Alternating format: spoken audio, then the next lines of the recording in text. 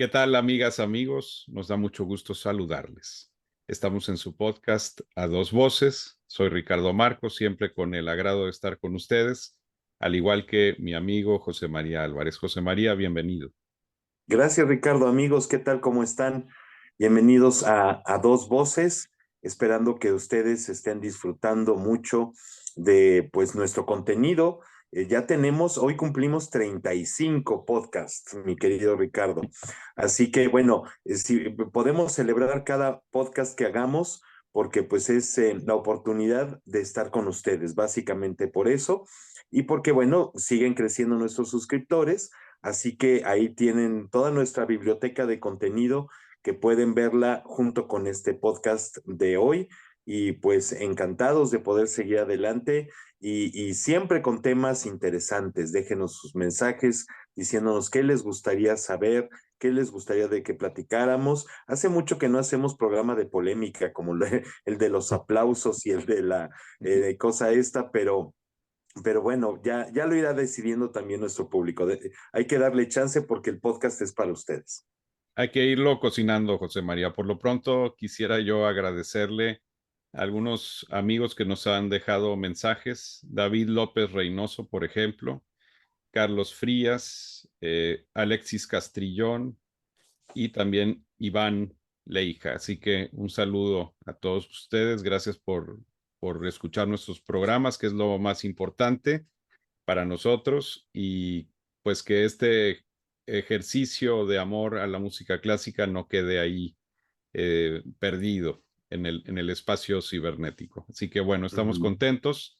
Llegamos, como bien decía José María, a nuestro programa 35 y el día de hoy el tema va a ser un tema muy entrañable, al menos lo es para mí.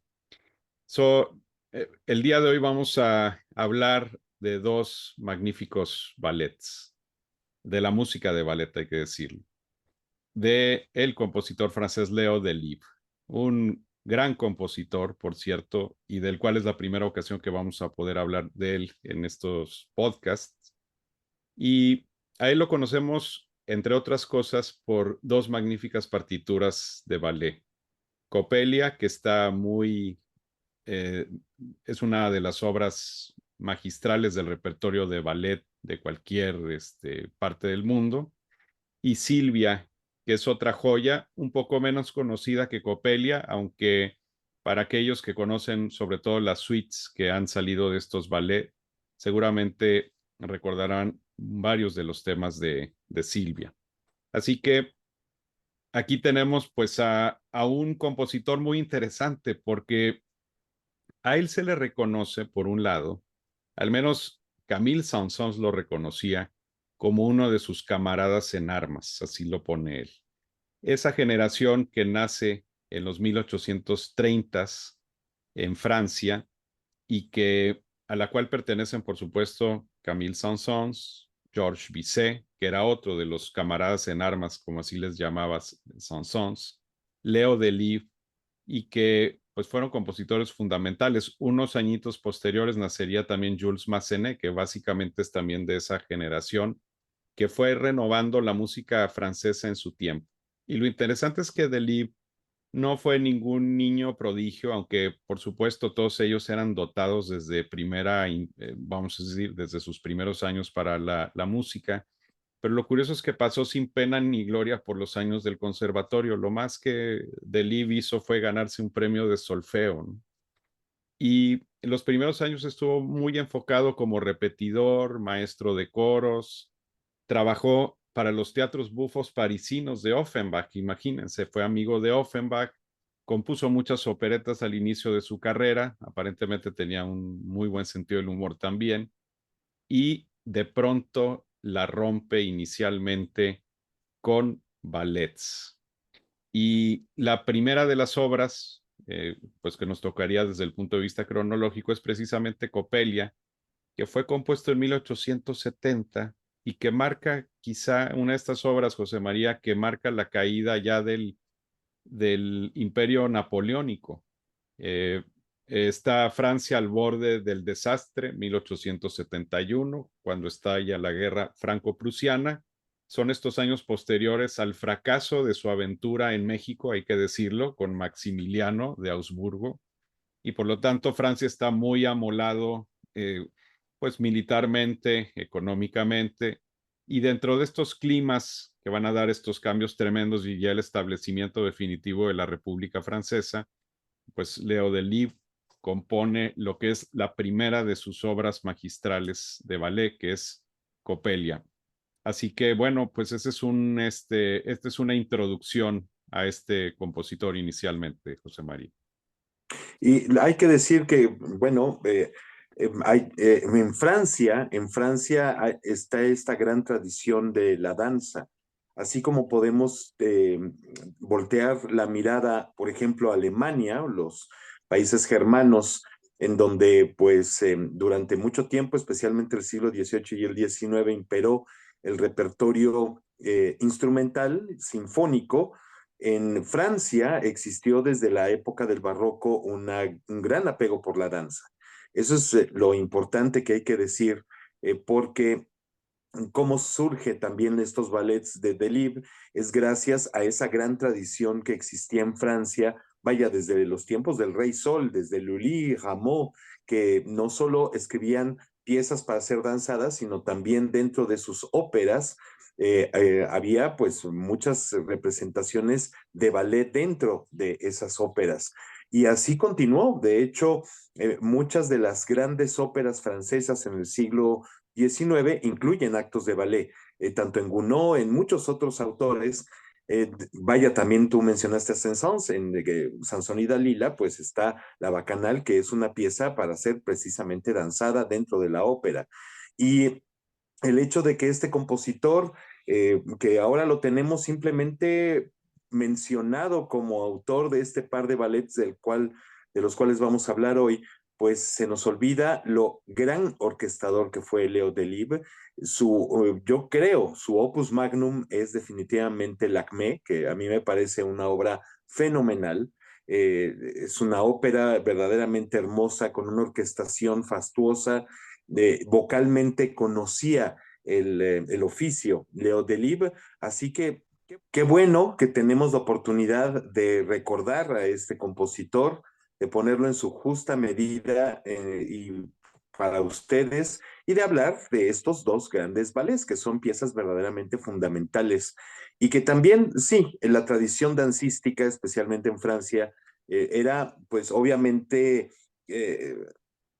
digamos que era lucir a los bailarines, ¿no? Como en muchas también representaciones teatrales y operísticas en donde se escriben escenas especialmente para que se luzca el actor, la actriz, el cuerpo de ballet, por ejemplo.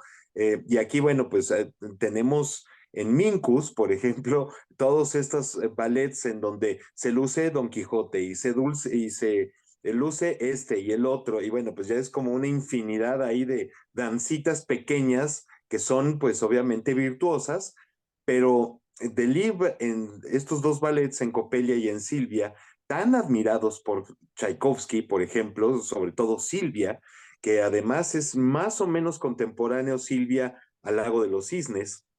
Tchaikovsky reconocía que eran grandes obras y que eran de sus favoritas precisamente porque involucraban de una manera muy teatral, muy interesante, la parte musical, pero al servicio de una trama valiosa. Silvia quizá no tanto, y eso lo han dicho muchos entendidos, yo no soy tan entendido, pero Coppelia sí, digamos, es una historia fantástica y la música está al servicio de esta gran historia y en donde los bailarines hacen pues sus galas, pero vaya dentro de una historia realmente valiosa. Muy bien lo que dijiste sobre Delibes, un gran orquestador. De hecho, Rimsky-Korsakov, dentro de su trabajo de su tratado de orquestación, incluye a Delibes entre los grandes orquestadores de su tiempo, y que lo diga Rimsky-Korsakov, pues es de altos vuelos. Y por otro lado, este punto que a mí me parece interesante, José María, los ballets de Delibes marcan un parteaguas en la historia de la música de ballet. Ya sé que algunas amigas me dirán que les gusta mucho Giselle de Adolphe Adam, quien por cierto fue maestro de Delibes, pero pues en realidad, pues es quizá el más famoso ballet de la primera parte del romanticismo, de la primera mitad del siglo XIX, pero no tienen nada que ver con lo que Delibes hace con sus ballets. O sea, la profusión de detalles orquestales, de calidad musical. Delibes, en cierta forma, es el parteaguas del ballet, ya también como un género que tiene importancia musical y en donde la música es protagonista también junto con la danza. Los ballets anteriores, incluyendo los de Minkus, pues nos daban melodías bonitas, algunos tienen una cierta maestría orquestal, vamos a decirlo, pero no llegan a este elemento ya magistral de Delibes. Instrumentos que por primera vez hacen su aparición, incluso hay elementos de percusión como los tamborines, como ciertos, eh, otro tipo de, no solamente timbales, sino tambores, tamborines, más de contexto oriental, el uso del saxofón, por ejemplo, grandes solos para instrumentos, melódicamente de gran calidad, sin lugar a duda, pero también momentos de drama y de una orquestación incluso yo diría poderosa, o sea, el uso de trombones, de los cornos de una forma magistral, los efectos que consigue en las cuerdas o combinaciones tímbricas de distintos instrumentos, realmente es un compendio de orquestación y además Delibes utiliza ciertas formas clásicas e incluso barrocas dentro de sus partituras. Por ejemplo, de pronto utiliza las variaciones para un número. En lugar de componer nada más una melodía, nos va dando una sucesión de variaciones sobre un tema inicial que escuchamos. Esto habla de un compositor que estaba más allá, sin lugar a duda, de la media de su época en este sentido. Y por supuesto iba a tener el impacto en Tchaikovsky, que el propio Tchaikovsky lo reconoció, y en los compositores posteriores. O sea, sin estas partituras de Delibes, no vamos a tener las otras grandes obras maestras de la segunda mitad del siglo XIX, perdón, y de los primeros años del siglo XX. De alguna forma, él representa esa regeneración del ballet, en donde vuelve a tener la música un papel predominante como también, o vamos a decir, una contraparte de igual equilibrio que la danza, como también había ocurrido en el barroco, pensando un poco en las óperas, ballet de Lully, de Rameau, en donde también la música era de gran importancia. Entonces, pues bueno, ahora sí, dentro de todos estos contextos ya comentados, nos encontramos que en 1870 Delibes compone su primera obra maestra en el campo del ballet y es cierto que a diferencia de Silvia, como bien lo decía José María, a través de un texto muy bien conseguido. No había sido el primer ballet que compuso Delibes, ya unos años antes había tenido una prueba, vamos a decir, con la Source, el Hada. Sin embargo, en esa ocasión compone la mitad del ballet junto con Ludwig Minkus, que era este compositor que había hablado José María, especializado en el ballet. Y ya desde ahí hay una gran diferencia entre ambos. De hecho, esa partitura nos permite hacer una comparación, pues que en este caso sale contraproducente para Minkus respecto a la calidad melódica y a la calidad orquestal que ya había aportado Delibes. Y gracias a eso es que unos años posteriores, ahora sí le dicen, pues órale, pruébate con un ballet completo, y ese precisamente es Coppelia. Y Coppelia, pues de alguna forma, la historia es un poquito paralela a una gran ópera, la gran ópera quizá de Jacques Offenbach, que es Los cuentos de Hoffmann. ¿Y esto por qué? Porque está basado Coppelia en un relato de Ernst Theodor Amadeus Hoffmann, y que, bueno, de alguna manera en los cuentos de Hoffmann se reinterpreta, este relato se llama El hombre de arena o Der Sandman, y aparece en los cuentos de Hoffman de una forma peculiar, pero aquí se transforman los personajes y todo tiene que ver con algo, pues sí, fantástico, pero también, Ricardo, amigos, yo lo veo también un poquito hasta chusco. A mí la historia me parece deliciosa porque sí tiene sus momentos dramáticos, como tú dijiste. Especialmente también en Silvia lo veremos, pero en Copelia, aunque hay drama, pero también hay un grado de algo hilarante, porque es la historia de una muñeca, es básicamente la historia de una muñeca y de su creador, el doctor Coppelius, que hace este tipo de experimentos extraños, etcétera, y está esta muñeca puesta en un aparador para que todos lo vean, y un pueblerino que se llama Franz pasa, la ve y se enamora, porque piensa que es una muchacha. Le dicen la muchacha o la niña de los ojos de vidrio, ¿no? Pero en realidad, pues pocos saben que es una muñeca.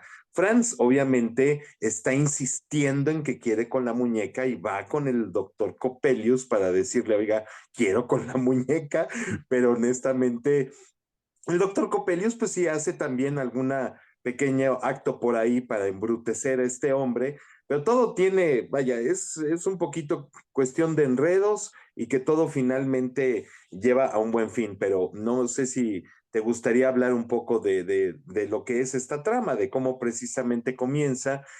Además, Ricardo, entre una cantidad, por ejemplo, de chardas, de mazurcas, de piezas que, si bien se pueden esperar que son de tinte natural o de más bien populares, las escuchamos aquí con una sofisticación orquestal verdaderamente estupenda.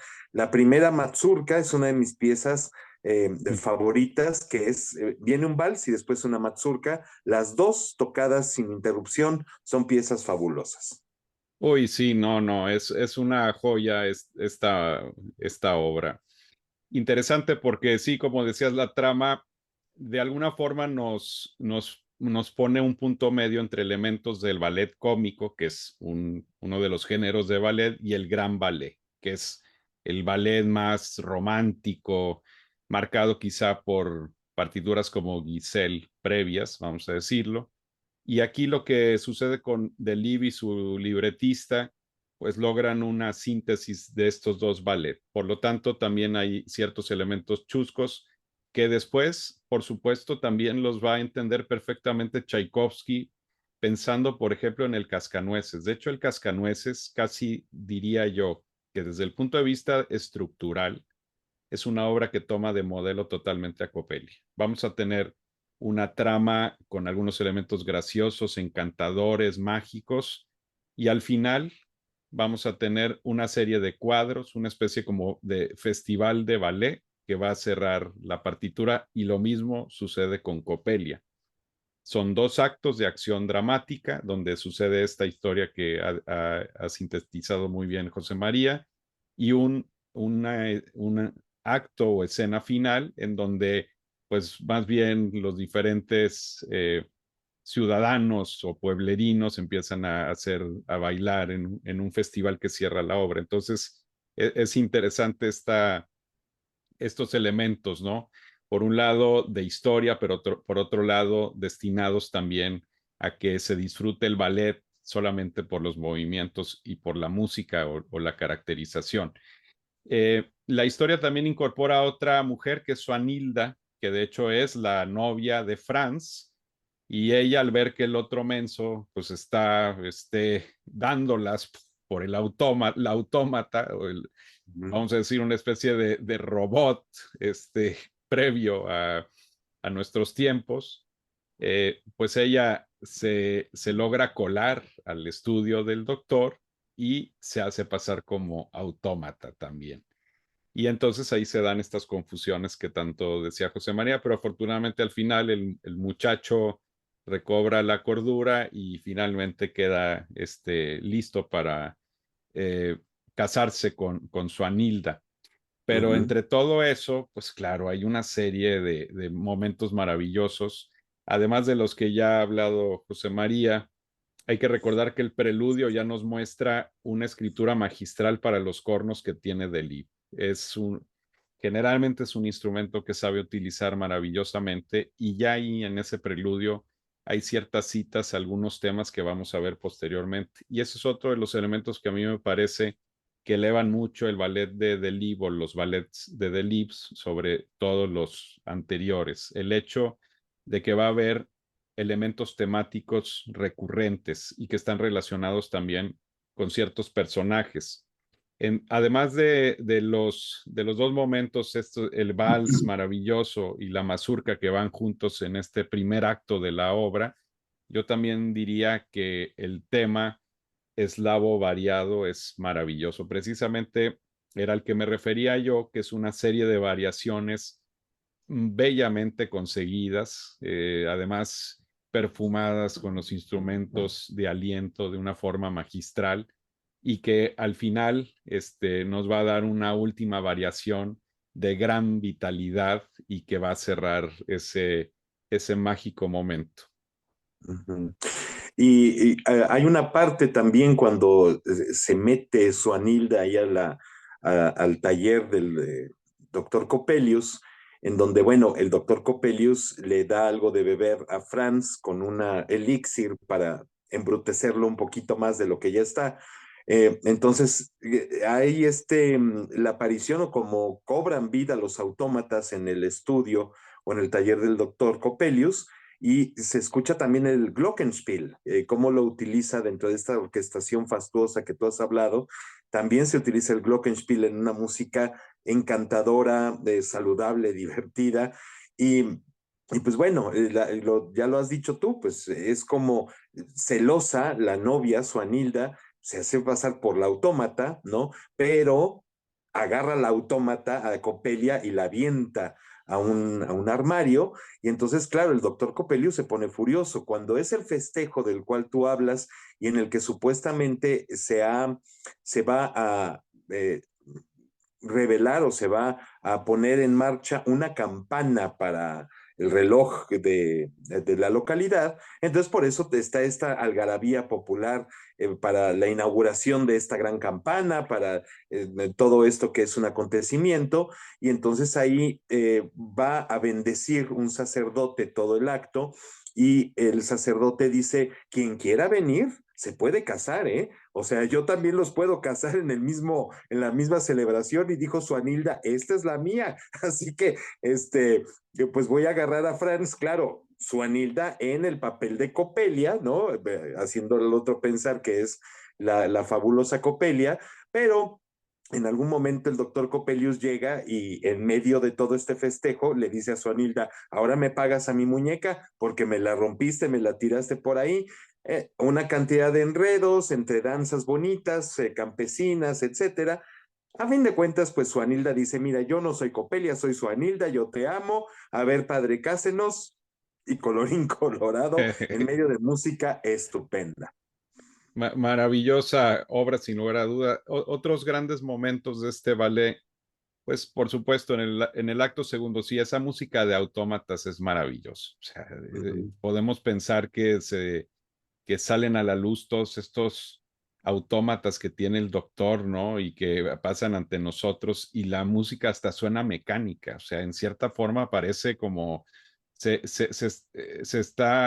estás antecediendo a Ligeti, caray, con Uh -huh. Uh el -huh. estudio de metrónomos, o sea, pero aquí logrados con puro efecto musical, pero magistral, ¿no? Esas combinaciones tímbricas que hablábamos al inicio de este podcast. Pero también Delibes nos da boleros, hay una giga majestuosa, está el vals de la muñeca, que también es maravilloso.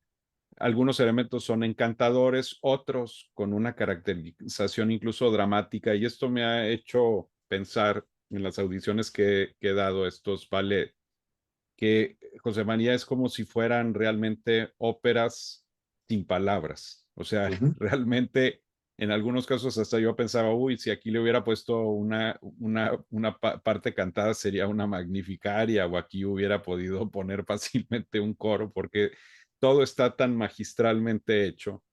Y como él era un compositor finalmente dramático, un compositor que compuso óperas, que compuso canciones, que sabía muy bien el oficio, vamos a decir, del arte lírico, pues definitivamente los ballet los aborda también con esa visión que él tenía y no nada más como un compositor, vamos a decir que te voy a dar ahí una serie de mazurcas y balsecitos hilados, sino que lo veía realmente como un trabajo dramático y eso sin lugar a duda marca mucho la diferencia respecto a los ballets anteriores de la historia.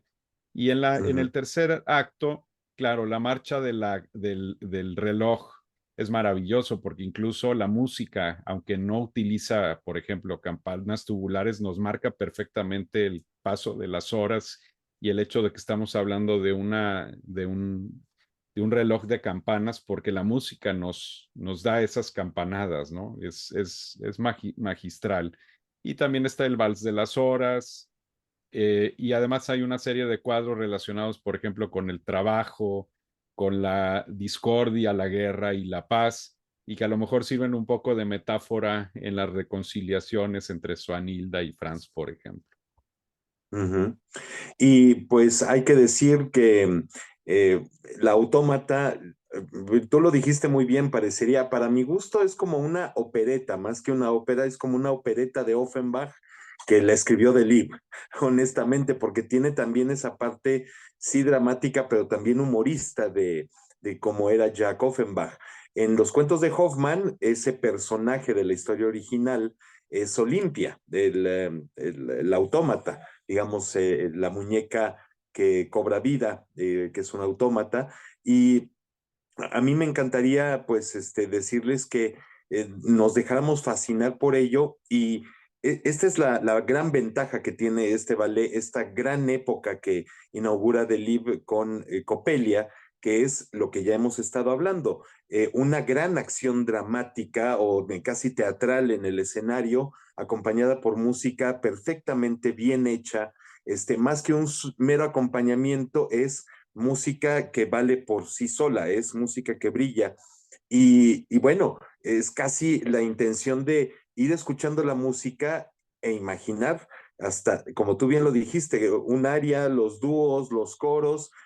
A mí me parece casi una opereta fantástica que, hay que decirlo, para la ficha fue estrenada en la Ópera de París el 25 de mayo de 1870.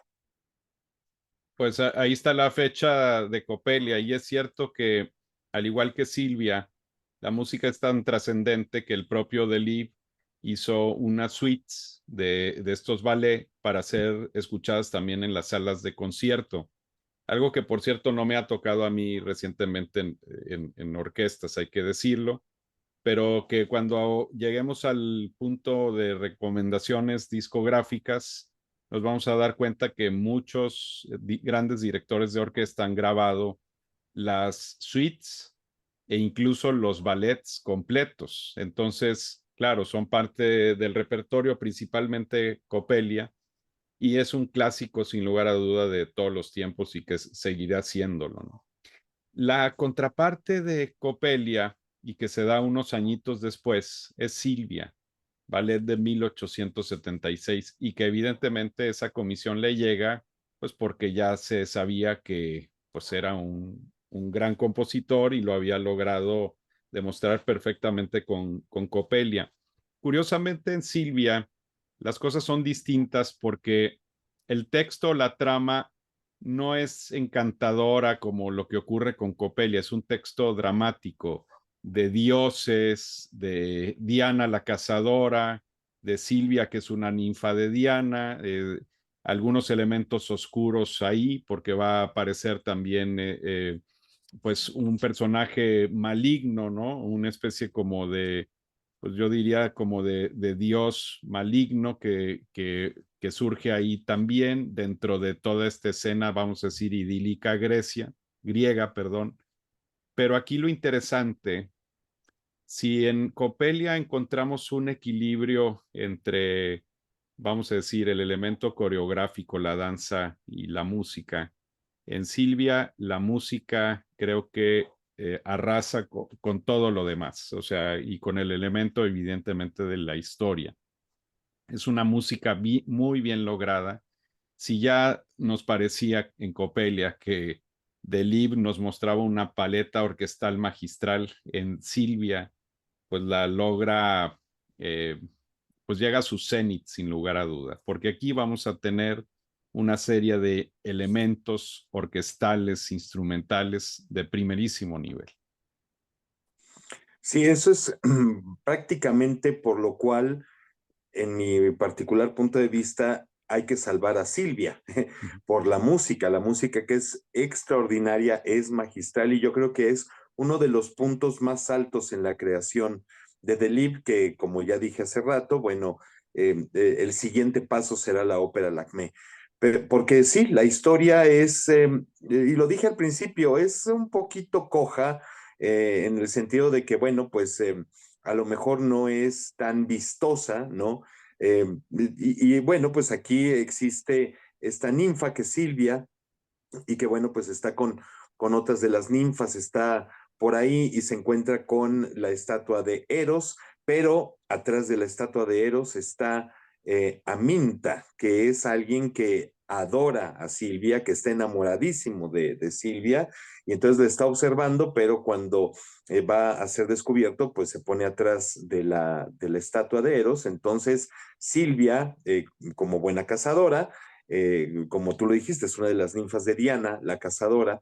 Entonces, pues le echa una flecha, nada más que se queda mal herido y pues en respuesta la estatua, bueno, así son estas cosas fantásticas, la estatua dice, ah, sí, pues ahí te va otra, pero esta flecha pues obviamente la enamora enormemente a Silvia y ahí es donde aparece este ser eh, maligno, Orión, que se la lleva porque quiere con ella y la quiere apartar de Aminta, y bien lo logra, ¿no? Nada más que, bueno, pues ella cuando está recluida, pues trata de escapar, lo hace, ¿no? A fin de cuentas, después de algunas selecciones musicales, también ataruga a Orión con una bebida, ella huye, pero ahí va Orión atrás de ella, en fin, todo esto para resultar en que Aminta y Silvia al final, y aunque Diana también se opone, pues quedarán juntos para siempre, ¿no? Un texto clásico, vamos a decirlo. Hay un comentarista muy perspicaz que decía que en cierta forma Silvia era como una especie de Daphne Cicló de su época. Uh -huh. Y creo que tiene razón. Delibes ha trabajado tan profusamente este ballet que tenemos leitmotivs, o sea, digamos, desde el punto de vista musical, una obra mucho más avanzada que Coppelia, obviamente sí, manteniendo ese estilo de liviano respecto a esas melodías magníficas que construía. Sin lugar a duda fue uno de los grandes melodistas de su tiempo. Y además con esa sensibilidad orquestal que logra en Silvia, pues otras cimas, en pocas palabras. Alguien decía que a veces pareciera el texto como para un poema sinfónico y que Delibes, pues lo que hace es aproximarse desde un punto de vista mucho más musical. Quizá es un ballet que funcionaría mejor hoy en nuestro tiempo con algún coreógrafo que tuviera pues gran ingenio para darle vueltas un poco a esta historia, ¿no? Y hacerla un poco más modernista en lo que marca la partitura, porque definitivamente la música bien lo vale y tiene también momentos magistrales. En ese sentido, pues nada más pensar, por ejemplo, el preludio, que es un preludio famoso y que también se puede escuchar como parte de la música de la suite que generalmente se hace de este ballet y que pues es un preludio grandioso que de pronto nos deja pasar hacia un elemento más pastoral, de alguna forma nos pinta el escenario de este ballet, lo grandioso relacionado con la diosa Diana, pero lo otro pues relacionado con los personajes más pastorales de la obra. Y también hay un momento magnífico que a mí en lo personal me encanta y que está relacionado, por ejemplo, con el primer acto de este ballet, Las Cazadoras. Es un momento magnífico, unas fanfarrias en los cornos de gran espíritu, gran vitalidad y que también es música que se puede escuchar generalmente dentro de las selecciones o suites orquestales del ballet. Sí, ese momento es verdaderamente la joya para mi gusto de todo el ballet. Es música virtuosa, extraordinariamente bien pensada, bien orquestada. Es quizá el momento más esplendoroso que tiene esta obra. Y decir, por ejemplo, como Coppelia, que surge de un texto de Ernst Theodor Amadeus Hoffmann, en el caso de Silvia, proviene de Aminta, que es un poema de Torcuato Tasso, es del año 1573.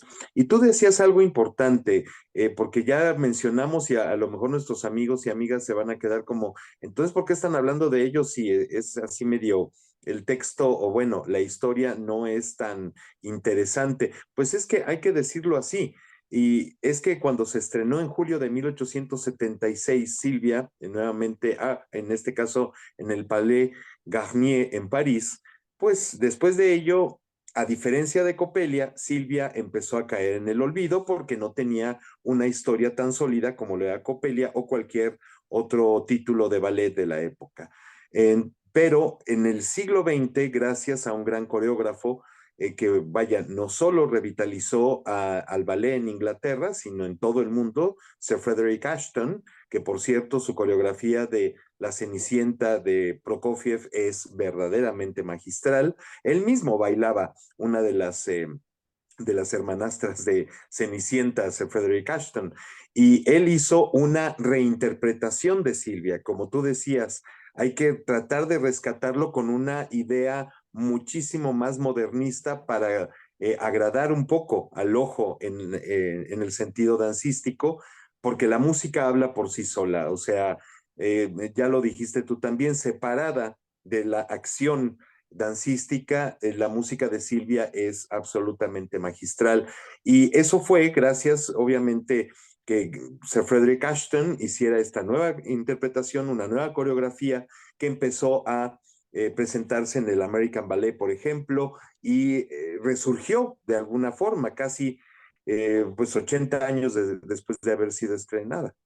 Así es, un ballet que estaba en el repertorio, evidentemente. Hay una célebre versión también de 1900 que hizo Sergei Diaghilev en Rusia, Uh -huh. precisamente en el Teatro Mariinsky.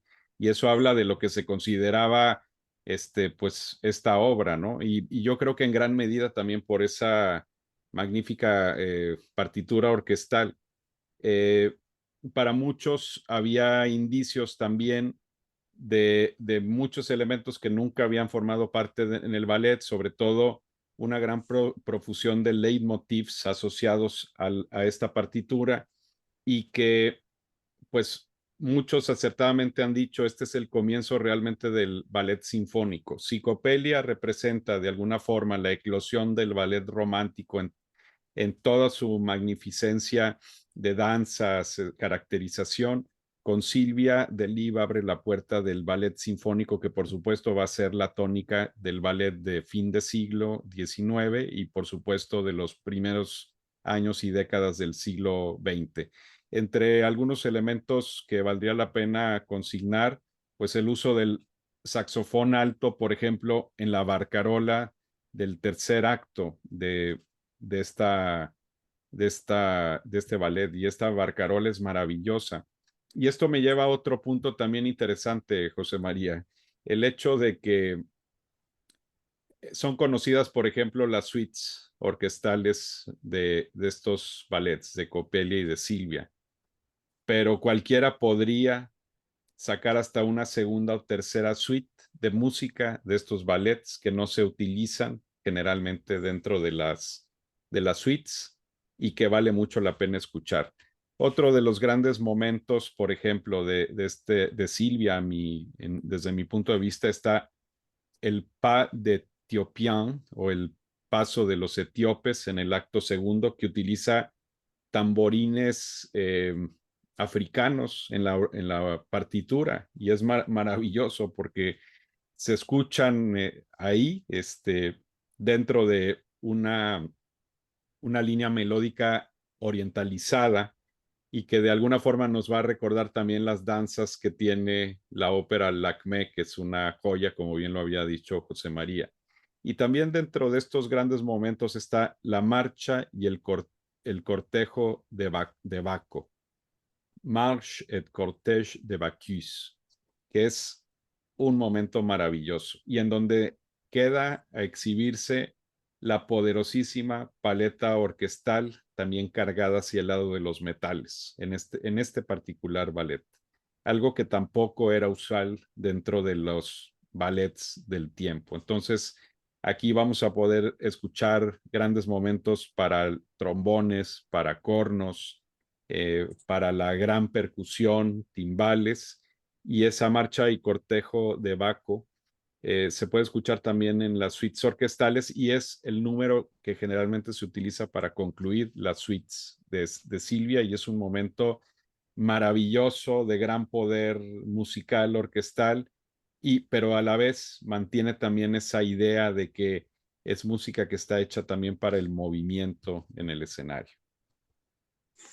Pues invitar a nuestros amigas y amigos a que escuchen esta música en las diferentes plataformas si es que no la conocen, y pues vale la pena, yo creo, pasar a las recomendaciones.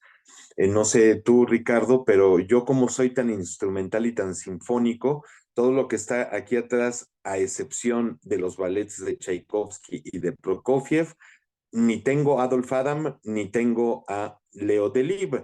Sin embargo, una de las anécdotas que puede ser de trabajo, en mi caso, es que cuando yo empecé a trabajar en Warner Music en México, el primer disco que a mí me tocó publicar como label manager o como manager de clásico fue Coppelia de Leo Delibes, con la Orquesta Nacional de la Ópera de Lyon, en Francia, dirigida por Kent Nagano. Y bueno, pues cuando lo publiqué, porque pues estaba en los planes de publicación ese álbum, me decía, ¿y esto quién lo va a comprar?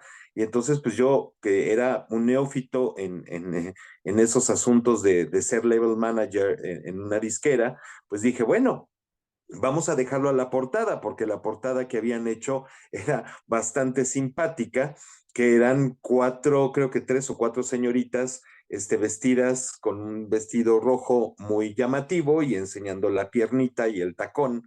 Entonces, pues mi jefa, me acuerdo, que me dijo, ¿y esto quién lo va a comprar? Y le digo, pues vamos a ponerlo ahí como novedad clásica, y créanme que se vendió bastante, nada más por la portada, porque, y bueno, pues era una adición importante, Ricardo, amigos, porque desafortunadamente para muchos, esta música tan hermosa no cuenta con tantas versiones como siempre nosotros comentamos, ¿no?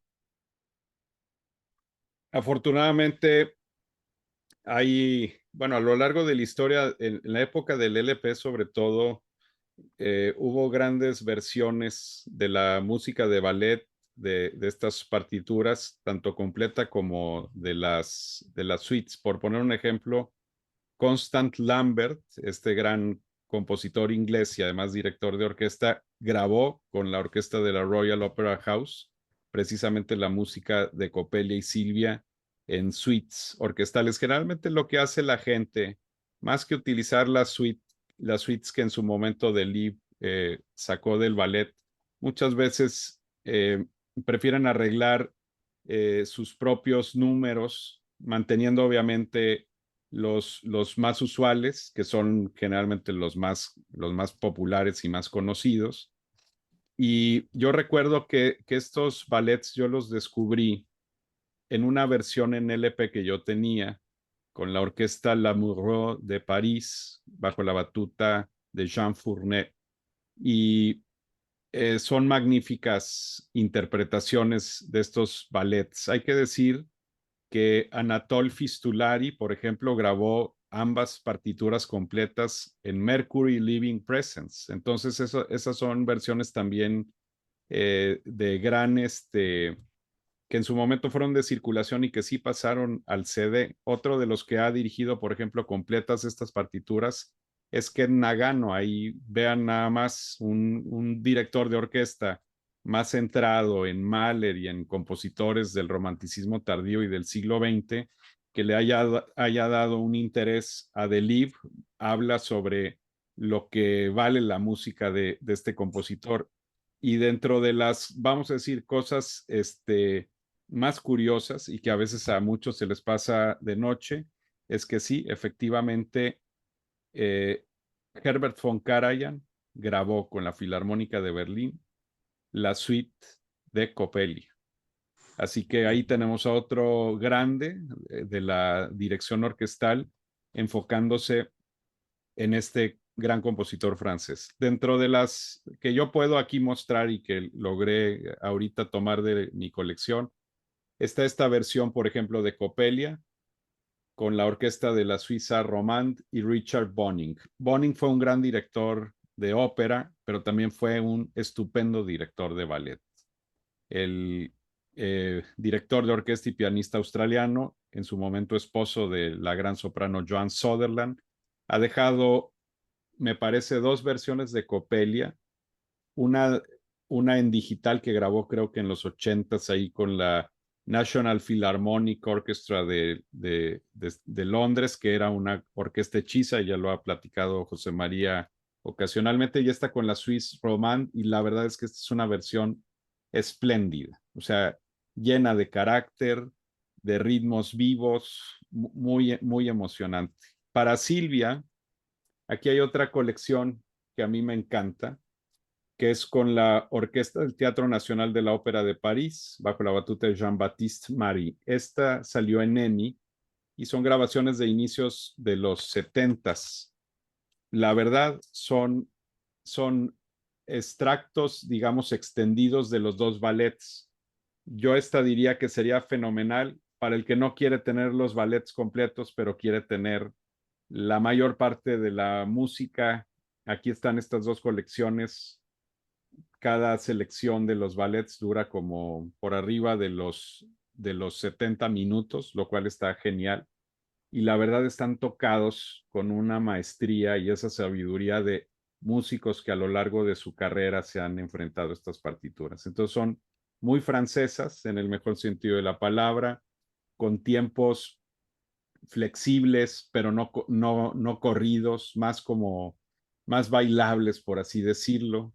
Grandes sonoridades muy afrancesadas, acuérdense de esos metales a veces que tenían un vibrato muy particular, pero que la verdad funcionan bien porque dices, esta música estaba pensada para también este tipo de sonoridades. Así que son excelentes versiones estas que aquí dejo en recomendación y que seguramente se pueden conseguir en digital. Y precisamente, no sé si no se entendió o no lo dije, pero el disco que yo publiqué con la Orquesta de la Ópera de Lyon es dirigido por Kent Nagano, No. precisamente el de la portada con las chicas ahí. Sí, y es una estupendísima versión, sobre todo porque, como tú lo has dicho, los directores usan o hacen suites a modo para las grabaciones, pero Nagano se la echa completita. Es una de las grabaciones que está de pe a pa, completa Coppelia, y otra que está también completa es con la Filarmónica de Rotterdam y David Zinman, que la publicó Philips en un inicio, está disponible en las plataformas y también es la versión completa. O sea, no hay de que le vamos a quitar esta dancita que no tiene mucho chiste, no, ahí están estas dos versiones, se las recomiendo, como tú también lo has dicho, las versiones de Dorati, por ejemplo, con Minneapolis, Anatoly Fistulari en Londres, o sea, son versiones verdaderamente fantásticas y hay que recomendarlas, que ustedes las escuchen. A mí me gusta mucho, bueno, no solo porque publiqué el disco y por lo general el label manager se trae el disco que acaba de publicar a su casa. Ese no me lo traje, lo dejé ahí en la oficina como referencia, pero fue, insisto, el primer disco que yo publiqué en Warner y en algún momento cuando yo hice esta serie en mi programa de Radio Extinto, los meses de junio, durante varios años los dediqué a los ballets. Entonces ahí fue donde yo descubrí la grabación con David Zinman y la Filarmónica de Rotterdam, que es un poquito más lenta, pero es interesante porque te das cuenta como que está acompañando el ritmo de los bailarines. Nagano se la echa virtuosa.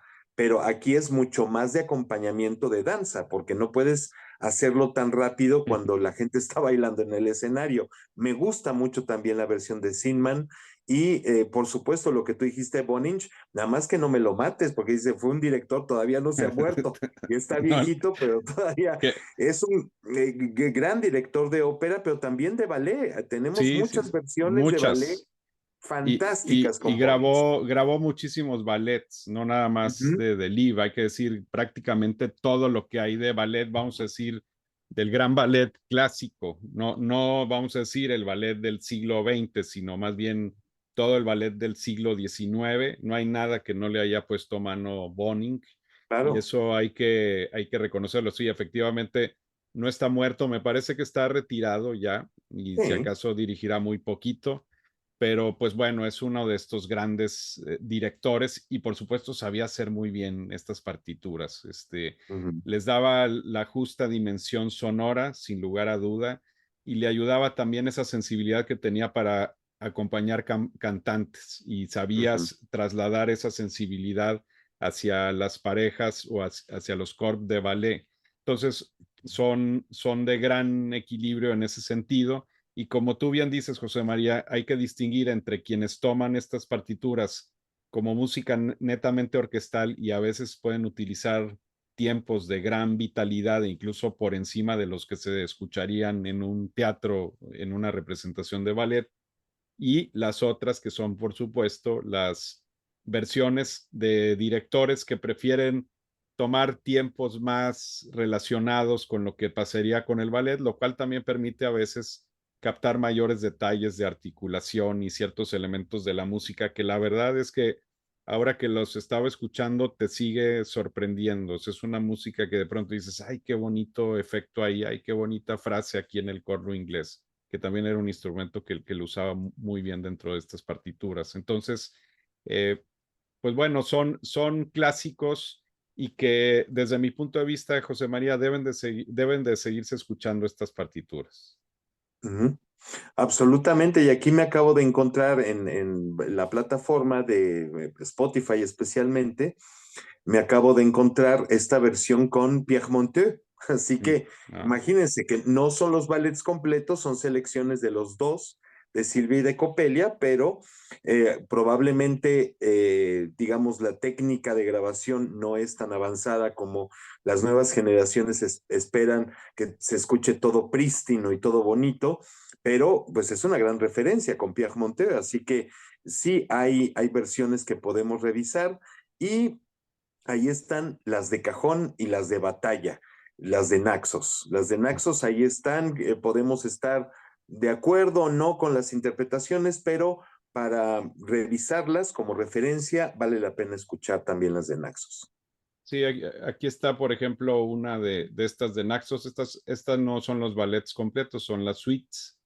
Y Uh este -huh, disco que es todo de Live está interesante porque también trae la suite de las Source, o sea, de Lada, el otro ballet que habíamos hablado al inicio, y trae la música de Leroy Samus, que la verdad es que esa es una joya, es otra obra magistral desde el punto de vista orquestal de Live. Sí que este disco vale mucho la pena. Pocas veces hay estas colecciones dedicadas solamente a un compositor que pues tiene más que ofrecer que solamente lo que el día de hoy conocemos, ¿no? Son de estas figuras que habría que revalorar porque en su momento pues se le consideraba como de los compositores importantes de la escuela francesa y eso sí, uno de los grandes orquestadores de su tiempo. así es, ese disco de Naxos, también escúchenlo porque tiene esta selección de estas otras piezas. Por cierto, mencioné esa serie que yo hacía en mi programa de radio que se llamaba Junio de Ballets y una persona del auditorio nos pidió que incluyéramos Le Roi s'amuse o El Rey se divierte sí, se divierte, se solaza y también lo incluimos en alguna otra ocasión, así que bueno, qué bueno que podemos platicar, lo digo nuevamente, acerca de Lib, que nuestras amigas y amigos se den un tiempito para irse a la plataforma a escuchar estas grabaciones. Y también, Ricardo, antes de terminar, pues decirles que ya hemos hablado de ballet aquí en A Dos Voces, Así que si buscan ustedes en todo nuestro catálogo de podcast que tenemos tanto en Spotify como en YouTube, si gustan y no lo habían visto, si quieren saber más de ballet, ahí está, busquen El sombrero de tres picos de Manuel de Falla, que es otro de los grandes ballets, claro, sí, de prácticamente el siglo XX, pero que ustedes escucharán otra forma distinta de ver el ballet, ya digamos bajo el tamiz del siglo XX, y habría que dedicar también alguno a Stravinsky, a La consagración, al pájaro de fuego, porque si quieren oír las historias de cómo las cuenta su querido amigo José María, pues yo se las platico encantadoramente. En la radio de repente una persona se enojó mucho una vez porque dice, usted está hablando de Tosca como si fuera una telenovela. Pues es que, o sea, si para las nuevas generaciones y precisamente para tratar de romper ese estigma de que la música clásica de concierto es acartonada, es así, pues hay que platicarlo como es. ¿No? Como precisamente de esta forma que es tan coloquial y en donde la gente se puede interesar más que entra soprano, habla con el tenor.